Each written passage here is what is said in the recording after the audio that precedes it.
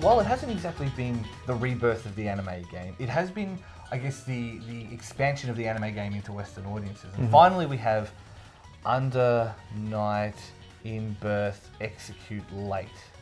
Or Unial, because I'm not saying that again. From this point on. Yeah. So it's Unial from this point onwards, because I'm not saying it. But I guess Unial is probably the most true of the anime pedigrees.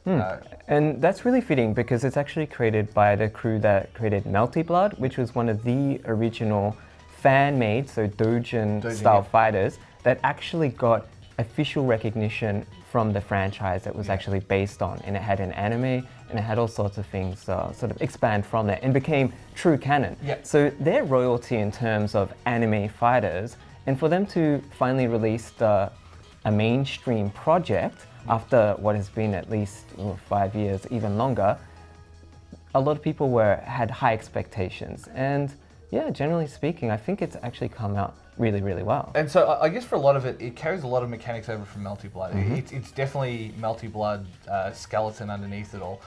But I think the cast of characters and the way that each character kind of works is interesting enough to separate it from Melty Blood. Yeah, in a big way. And like it's a very aggressive game as well. So they've put a bit more emphasis on attack and sort of moving forwards, whereas Melty Blood was a very defensive game in comparison.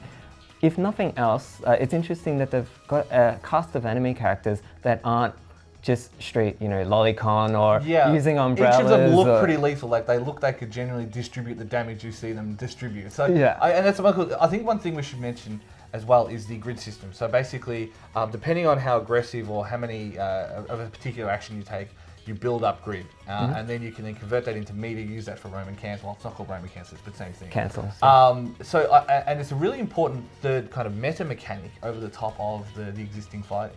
No, that's it. And it is what separates it from the other fighters. And I think it's what will give it the edge in the long run, besides just its pedigree.